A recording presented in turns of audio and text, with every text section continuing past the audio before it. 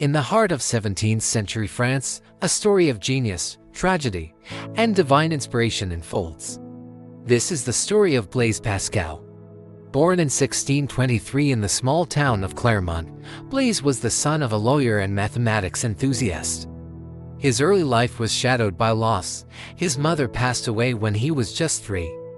His father, Etienne, took on the role of both parent and teacher, moving the family to Paris and carefully nurturing his son's budding intellect.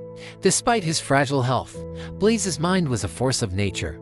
His father, wanting to protect him from overexertion, tried to limit his exposure to complex subjects. But you can't contain a fire. When Blaise asked what geometry was, his father gave a simple answer: a way to draw perfect shapes and find patterns. That was all it took. The young boy locked himself in his room, using charcoal to sketch figures on the floor. He wasn't just drawing, he was discovering the very laws of geometry. Imagine his father's shock when he walked in to find his 12-year-old son had, all on his own, proved one of Euclid's key theorems that the sum of angles in a triangle equals to right angles. A star was born. By 14, he was part of a mathematics circle that would later become the French Academy of Sciences. At 16, he penned a work on conic sections so brilliant that it was called the greatest contribution to math since Archimedes. And at 19, to ease his father's workload as a tax officer, he invented the Pascaline, a mechanical calculating machine. This was humanity's first step toward the computer. And it's no surprise that a pioneering programming language was later named Pascal in his honor. But his genius wasn't confined to pure math. Pascal was a practical inventor who changed the world around him.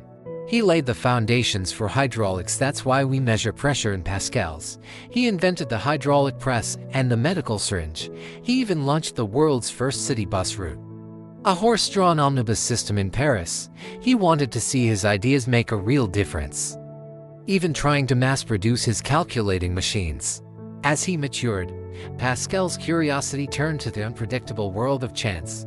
After observing gambling games at high society parties, he corresponded with another great mind, Pierre de Fermat. Together, they created the theory of probability, transforming our understanding of randomness itself. But while Pascal was conquering the worlds of science and high society, his devout sister, Jacqueline, was praying for his soul.